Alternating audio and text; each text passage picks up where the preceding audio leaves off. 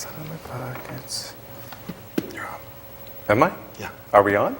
Fantastic. Hello and welcome to The Real Dirt on Organic Gardening. This week we are focusing on preparation of soil.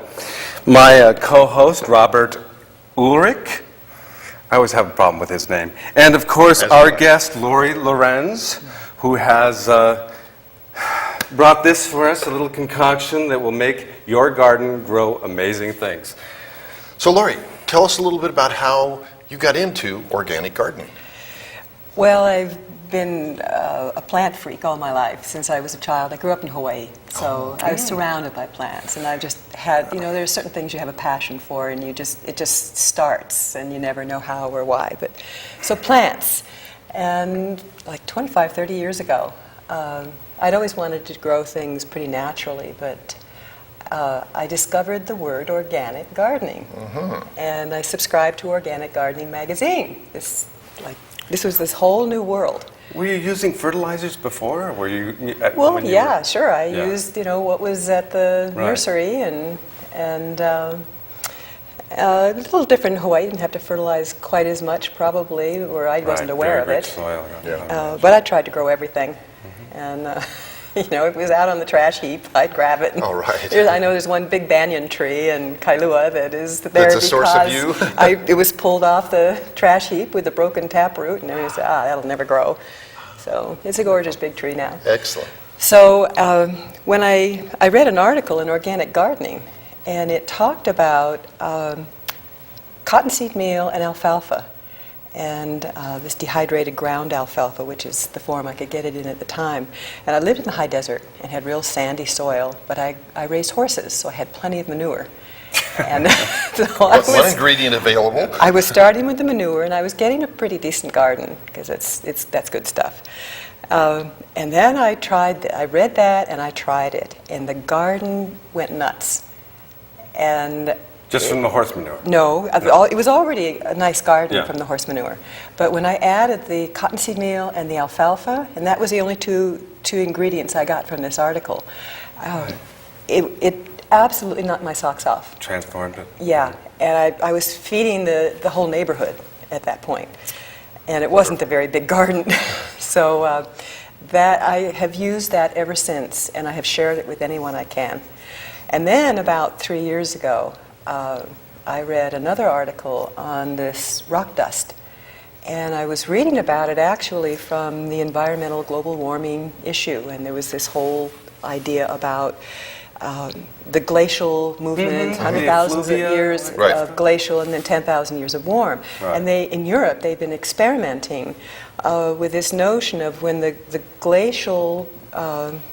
glaciers retreat, they leave behind all this powderized rock, and it puts minerals into the soil. And then all of a sudden, the forests grow tremendously, and when that's depleted, the forests die back, and there's more CO2 in the air, and it starts this whole cycle. It's a pretty long cycle. It's a long cycle.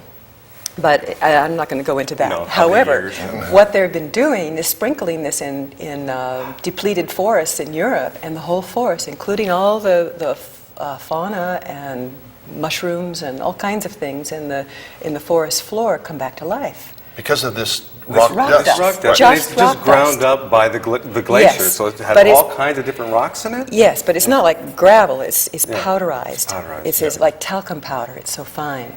And so it's really bioavailable. And I was thinking, well, okay, let me try that on my garden, because my thought was I'd have better nutrients in my vegetables. Right. And so I'm always into that. So I put that on, and to my surprise, again, it knocked my socks off, that these plants grew almost 50% bigger. Wow. And half again. Yeah, between a third to a half again is big. The tomatoes were 7 feet high. Ooh, nice. And loaded with fruit. Wait a minute, now. Yeah. They vined up 7 feet high? I've got these big cages, but they only come maybe this high, and the tomatoes were going, and then eventually with the fruit they'd fall over. But, wow. And I tried a tomatillo for the first time, and I've always seen tomatillos, maybe this high, about like that. So I made room for 2 tomatillos in the garden. They grew this high and this wide. Wow. And there were hundreds and hundreds and hundreds of tomatillos. Could have on supplied it. the local Mexican restaurants with all they needed. I couldn't use them all. I Yeah. felt really bad they were on the ground going to waste. So I have been enamored with this system of gardening now for a very long time, and I am happy to share it with anyone, and I'm delighted to share it here. Fantastic. Great. Because this is to get more produce out of a small space. Right. And you have a plot here in Ashland at the community garden. I do. I have Good. a 20 by 20 plot, and I've been at the garden for probably, I think this is my 7th season. All right. And you must be the #1 grower there. Well, I do get comments. Envy of Envy of the the garden group. Yeah. I do, and I share this information with anyone who'll try it. And those who have tried it have come back and said, wow, Great. that really made a difference. Well, for our listeners, we're going to do a demonstration. You're going to show us how you, proportions and all. We also, at a point, will have a slide for you folks out there to look at, in proportions, how many bags go here, how much goes there. But for right now, we'll just get started with you telling us a little bit about each of the items in your mix and why you like it and how you want to put it down for those folks. Okay. So we have some soil, and I noticed this happens to be particularly good soil. It's very... Right. I mean, does it matter what you start with? Lot I of- mean, can I start No. with, Start- stuff in the backyard? Start with anything, and Grow beer actually cans? you can adjust this mix according to the type of soil you have. So this is actually quite good. I wouldn't need to put as much compost in this. Right. The soil at the garden is a lot of clay and sand, and the water just, you'd think it would hold water, but everyone complains just they water and it just goes all the way goes through. right down and it pulls the nutrients with it. So that has needed a lot of compost. And I've had 2 different plots in that garden, and each time I start out just absolutely dumping compost on it and being really generous. I want to talk about generosity with the garden, because if we approach a garden generously, it's really reciprocal. It's like the garden is begging to give back. And if we go in and we give just, a little bit, or what can I, what's just the bare minimum, a garden will do its best. But the plants are not as strong. They don't resist insects as well. They don't produce as much. And people have been disappointed with gardens because of that very attitude. But if we say, okay, honey, here, have it. Right, Just, right. Yeah. Then- I would say just we want tomatoes there. It's more of a, Yeah. it's intention, of course. Well, intention is a piece of it, but this is the practical part Right. of intention. This is the follow through. But I mean, actually adding the things and mixing them, you want to be generous with that too. Yeah. Like you're giving to that life. There's a whole community in the soil, and that community of organisms and nutrients and feeding those organisms that makes all that material bioavailable for the plants. Right. So there's not too much concern of too much of one of these items that it would throw the whole balance off and the plants would have a difficulty. No, well, there's sort of a guideline, but it's actually pretty forgiving. Good. And There's some leeway. there's some leeway, and I have at times probably dumped too much into it, and it's like, oh, thanks. There's a little left over for next year. So the only probable problem is just being stingy with it. Good. So, and nothing here has burned. I dig this stuff in and plant the next day or the same day. Oh, And excellent. usually, usually people look at adding nitrogen to a soil, adding plant material. You need to give it time to break down. And when it's like in its natural form, like tilling in a cover crop, perhaps, it does need some time to break down because the breaking down process pulls nitrogen out of the soil. Okay. But I have not found that to be the case. If viewers might have a question about this, that adding this nitrogen and then planting is going to actually pull nitrogen out of the soil while it's breaking down and deprive the plants. I have not found that to be the case at all. It's so, maybe because Good. it's so finely ground, it just goes through its process like that. And that's the alfalfa. The alfalfa. Do you want to start with that one? Is that what you usually start with? We start with Yes. We don't start with the mulch or the No, the no. horse Just, manure? well, I mean, you can put it in any order you want. Okay. Just for practical really? purposes, it's often breezy, so I put the finer stuff down and then I cover it with mulch just to hold it till I Okay, can sure. get it dug in. Yeah. So my first one is this alfalfa. You got some down there that you can see. It's nice and green. And this is Alfalfa Meal. My original stuff I got was called dehydrated ground alfalfa, and it was almost a powder. It was so Right. fine. Right. And what's the difference between this? Just isn't processed as This much? is or? this is just a little coarser, but I Yeah. haven't found it to operate or function any differently. So I just Of course, the smell of alfalfa is so nice. yeah, nice and horsey. I've raised horses and still have one. And of course, I think Richard eats it every day. Yeah. He has a And little I don't cup. bother to get it at the co-op. I eat it right out of the bag. Yeah. It's the best. You have a new source. We have a new source. So obviously, this is the nitrogen that will go into the soil. The plants are going to love this. They're going to green up. So I make sure that it's pretty well covered. I use a shovel since we're doing a bigger area, and I just take it and just kind of toss it around, kind of spread it somewhat. Depending upon the soil, like the first year, you want to put a pretty good layer on, and this is The first year What? particularly. You have The first year, yeah. Maybe a half inch? well, from place to place. I'm not Yeah. perfectly even here. So some places it's going to be thicker, but when you dig it in, it's going to I believe at a point we'll have a slide to talk about the Yeah. the percentages. But Yes. like you said, it's forgiving, so if in doubt, put a little bit more in. So then the cottonseed meal has this lovely Carol Mary. burnt orange color. And this is just my preference. It doesn't make any difference whatsoever to Right. the soil. But when I put the green down first, I can see the Yes, cottonseed yes. by color. Yeah. So I And then get- you know you're getting a coverage. Yes. If I put this right on the dark brown soil, it would be a lot harder to see. So, And of course, then you're going to take a pitchfork and just really turn this soil That's right. over. That's why Because the- all of this, you've already set it to where it's going to go in evenly, but now then you're going to really take it Yes. to the top and the yeah. bottom. Is it equal amounts of each one, or? ideally, it would be equal, but like I said, it's forgiving. Yeah, okay. So, So when you I'm just buy... thinking in terms of ratio. Yeah, and when you buy alfalfa meal, Mm-hmm. it comes in an 80-pound bag. Cottonseed meal comes in a 50-pound bag. And But it doesn't. well, okay. It's forgiving enough. You can just I- get two that's- bags and use them up. So it's like 80-50. Yeah. So And if it ends up 50-50, it's okay too. that's right. That's right. And I am remiss in not knowing all the science behind this. Oh, but the chemical analyses. Yes. Each, yeah. because the properties. I like doing what works. And Yeah, yeah. Very practical. So do you ever, Very practical. do you ever then have the soil tested? If I had a problem, I would. And even some people in the garden have had problems with the soil. But I found that adding this just starts correcting the soil. I've had the soil with this mix in it, and really all I vary is the amount of compost depending upon the original condition of the soil.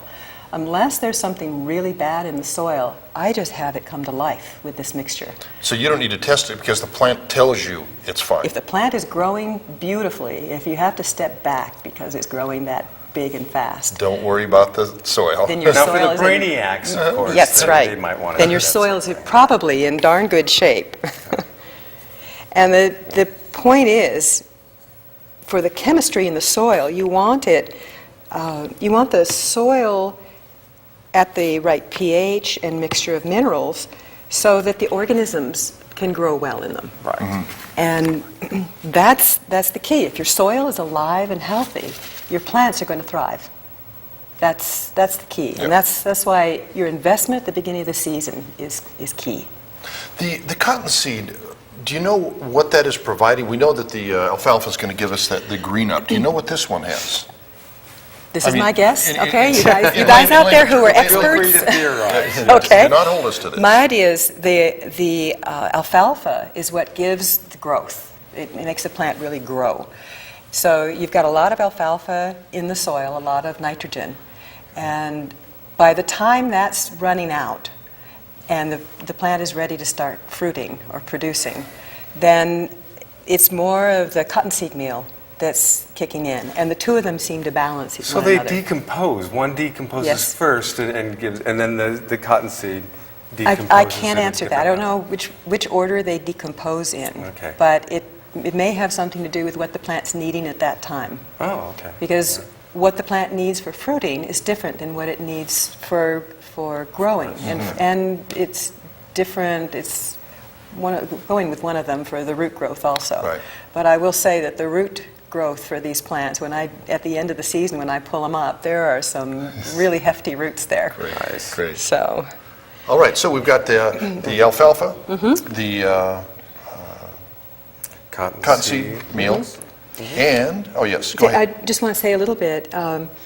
I have just a moderate cover here. This would be the amount I would put down for my established garden. And if I were starting out with new soil that had not really been brought to life, I would probably put more on. Of each of them? Of each of them. And again, it's the sense of generosity. You're asking the soil to come back to life. You're asking it to become viable for a beautiful crop. Right. And so you need to give it something to do that with. And there isn't a reserve in the soil. Once this has been building over a few years, there's remnants of this. I really don't think it exhausts the soil every season. So you don't have to put as much on. Right. So the third item. Yep. Third item is this rock dust. Yes. And That's my favorite apple. it looks like cement dust, Yeah. which basically cement is ground rock. Yes, don't sniff it. Yeah. You'll sneeze till. No, not today. So, this you don't have to put much on. You don't need full coverage. It might be a little bit heavy, but again, it won't hurt anything. None of this stuff burns anything. Right.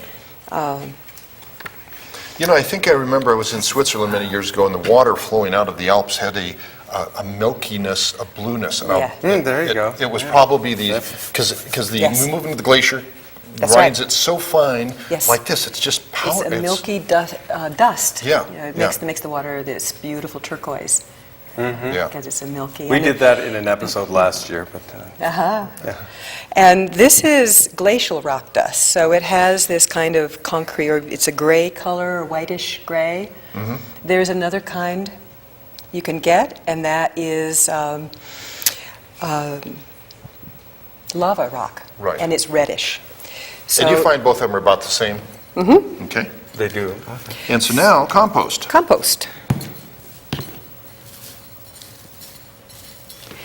Now, like, this soil is already really good. Yeah, we are able to get it from a good garden, but just wanted to have a soil basis. Yes. But once again, if they've got a new plot, here's Then- going to be a lot to add to. Yes. So be generous with your compost, because that gives the whole environment aeration, allows the water to go through. Right. And then you Start mix digging it. them up. And there's a picture in there somewhere of me in the Do we in have the heat. I think we have a slide, a picture that shows you digging up the dirt. Yeah. All right. So this is, if you've already dug your garden for weeds, There then we go. this is There she is. fun. Dig it. Oh yeah. And Also- what I do with Yes. this, an easy Oh, way to watch mix out. it is, this is my trusty this is a shorter pitchfork than was in that picture.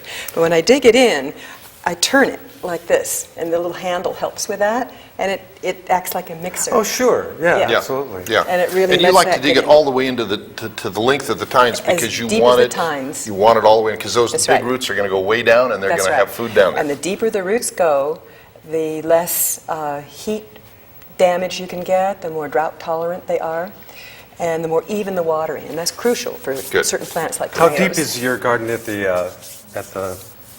Ashland? How deep do I dig as it? far as the roots, yeah. I mean, how far do you dig it? Yes. How Is far it I like dig a it is foot, 2 feet? Yeah, usually about a foot. Yeah. or deeper if I can get it, because once it's softened at the top, you can get a little deeper with the Right. tines. Yeah, yeah. But it's that mixing. It gets all this well mixed. Could we bring up our slide that talks about the ratios? I think we have a slide for the ratios of how you put this all together. Yes. Good. Now that's like for a new garden, and you're talking more bags, but again, it's that generosity. This is for a 20 by 20 plot. That'll feed a neighborhood. Great, great. Wow. Wow. And 20 by 20 is bigger than you'd think. Yes. You know, just 20 by 20, but you get into that, and it really produces. And you can. Do you give stuff to farmers markets or things like that? I mean, Once a you go year, through the- our community garden shares with a community food bank sort Oh, of thing. nice. Okay. And then I have friends. I say, please go pick. Please go pick. You ask them to go pick. I ask because the plants have produced so much you can't keep up with it. And the beauty with this system is, other than a little weeding when the weeds are really small at the beginning, once those plants get big, they crowd out the weeds. Nice. So Well, the that's weeding convenient. is, once you do this initial, dig this stuff in, a little bit of weeding at the beginning, and it takes over. And you just show up and pick. Show up and pick. Yes. So the hard work is in the initial, but it doesn't sound like it's really that hard. It's probably not. pretty fun. Yes. Maybe you need the good back to turn the soil. Get some help. Yes. Keep the weeds off for the beginning. Yes. And then when the plants get to going, they'll take over and crowd out That's right. the weeds. And then you just come and say, thank you, plant. That's right, and Yes. climb through the garden, and I have to. It so takes over. It's like I get little footsteps to climb through. The paths just get overrun with cucumbers and tomatoes and the eggplant and Wonderful. all that. Wonderful. It's. I really can't fun. imagine it would be hard to find, farm workers to harvest your crop. It sounds like many of the people gardening next to you may want to help you because you see what's going on. Exactly. Yeah. Okay, so maybe just a little bit of a review, kind of what we Yes. had. We have just a few more minutes, and just mention again. Okay, so there are 3 basic additives. You've got the alfalfa meal, you've got the cottonseed meal, and the rock dust, which is the latest addition that just makes things go crazy. It also gives you, it really does improve the flavor of the vegetables. Oh, wow. And you're getting bioavailable minerals. You Right. can take your minerals in all kinds of forms and buy them Right. on the shelf, but when you have them through the plant form, that is, your body is able to absorb that the Yeah, best. Right. And then compost. And Of course. you do that at the beginning, you don't have to fertilize again all season. You're done. And everything seems to break down and feed the plants Right. in just the right schedule. Maybe as we're getting pretty close to the end, a question would be worms. Do you like to put worms in? Actually, I love to put worms in. And I did initially. I don't have to very often because there's enough food for them with this, between the compost and the other nutrients, that they thrive in my garden. So they still aerate for you, even if the That's right. castings aren't what you really need because your soil's in such good shape. Sure can't hurt. No, it doesn't hurt at all. And it's also part of that living community in the soil. Have you ever had to battle like a pest, like ants or, Actually, when I got this plot, I had a lot of earwigs, and we had a big problem with cucumber beetles in the garden. And that has diminished. I really don't have earwigs anymore, partly because the plants are so strong. The cucumber beetles, because as a community, we got together and we've been putting nematodes into the soil. And that each year that has built, first year, in this plot, the cucumber beetles were so bad they just stripped my squash when I put them in. I've also wow. heard of pests, if you give them a little spot in the garden and say, look, you can have this part. Well, sometimes it depends that whether works. the pests are hordes that are taking over or Well, whether yeah. you just have a few. But actually, if your plants are really, really strong, even if there are some pests there, they're so strong that it's just Yeah. part of life and they tolerate it. And so, Yeah, it's a nice, what do they call it? Community bio Yes. something or other. Yeah. Ecosystem. There we go. ecosystem. Got its Yes. own ecosystem. Ecosystem. Great. So, Well, I think a clock on the wall says we're about to finish up. And, gee, I don't know, any last whatever. No, I see. We have 3 more minutes. Yeah. Okay. So let's take advantage of all of it. So we talked about Did pests. we get talked shots of all the Yes. all the different bags here? Okay.